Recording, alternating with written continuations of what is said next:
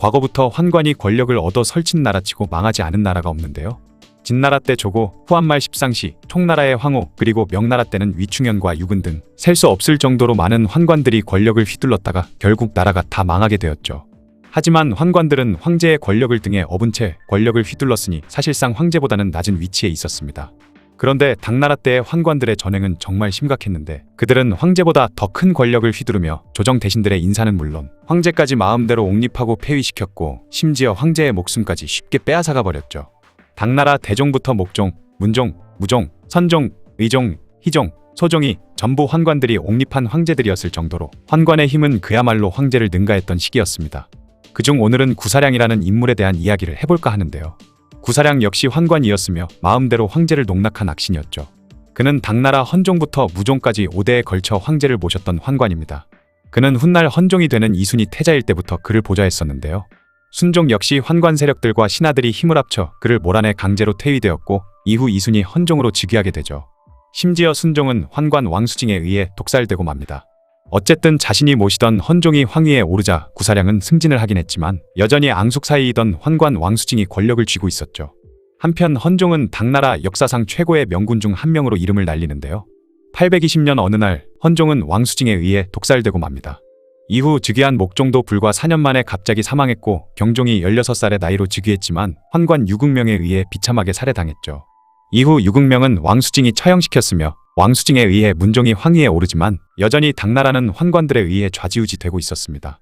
문종은 즉위 후 흔들리는 당나라를 바로 세우기 위해 주색잡기와 놀거리들을 모조리 없앴으며 과거 시험을 통해 인재를 발탁해 환관이 정치를 주도하던 상황을 바꿔보려고 하는 등 개혁정책을 실행해 나갔죠. 또한 송신석이라는 인물을 재상으로 임명해 환관들을 제거해 나가려는 계획을 세웠는데 그만 기밀이 새어나가 송신석은 왕수징 일파에 의해 쫓겨나고 말았습니다. 이후 왕수징은 의술에 능통한 정주를 어이로 두고 문종의 병을 치료하게 했고 주역에 정통한 이훈에게는 문종에게 역경을 가르치게 했죠. 그렇게 정주와 이훈에게 문종이 허튼 짓을 못하도록 일거수일투족을 감시하게 했던 것입니다.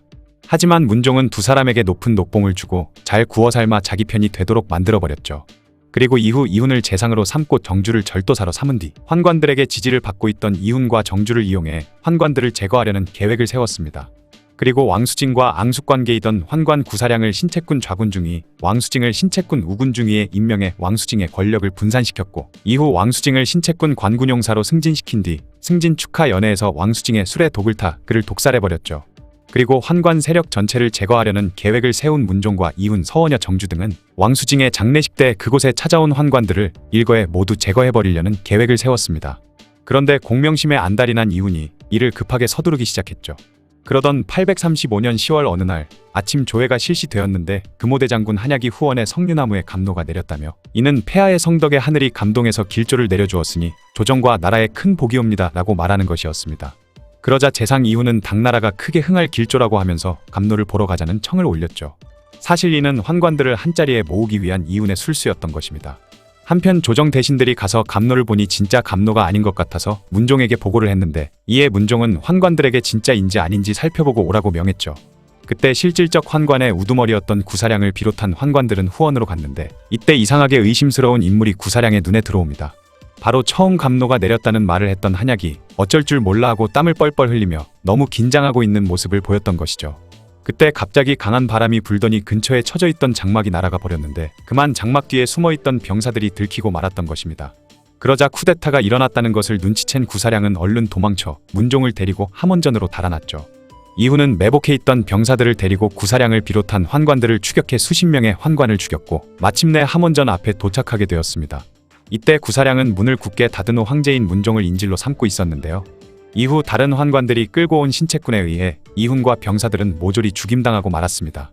그렇게 목숨을 건진 구사량은 신채꾼을 이끌고 이훈과 정주 그리고 한약을 포함해 600여 명의 대신들을 죽여버렸으며 황궁을 돌아다니며 눈에 보이는 신하들은 모조리 죽여버렸죠. 이후에도 1000명이 넘는 사람들이 억울하게 목숨을 잃는 피해 복수극이 벌어졌습니다. 이 사건을 훗날 감로지변이라고 부르죠.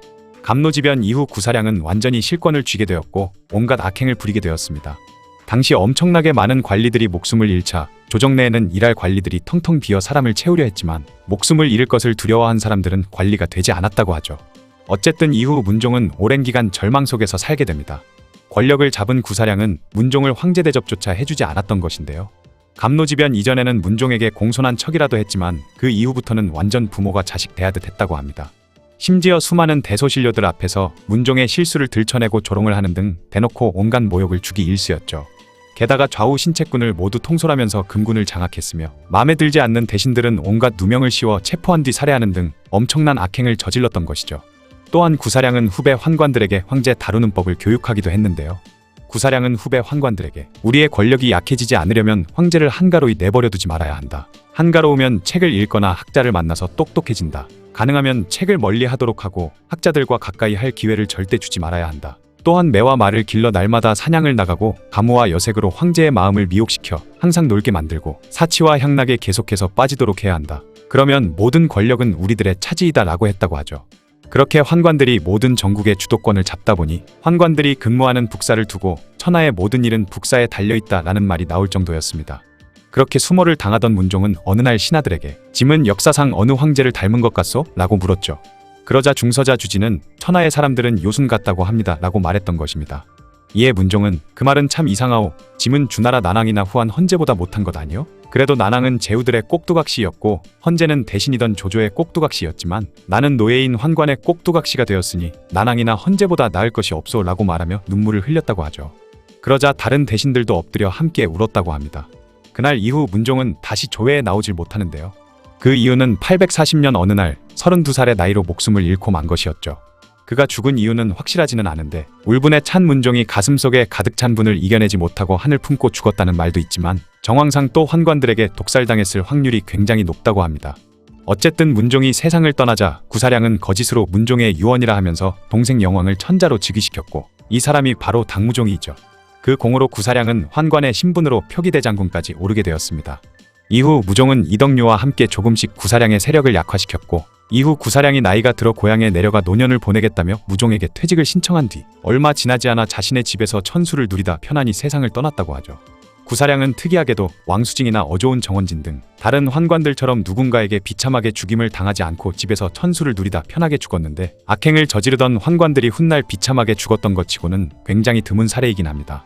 진짜 당나라 때 환관들의 권력은 어느 시대를 통틀어도 무지막지하게 강했던 것 같네요.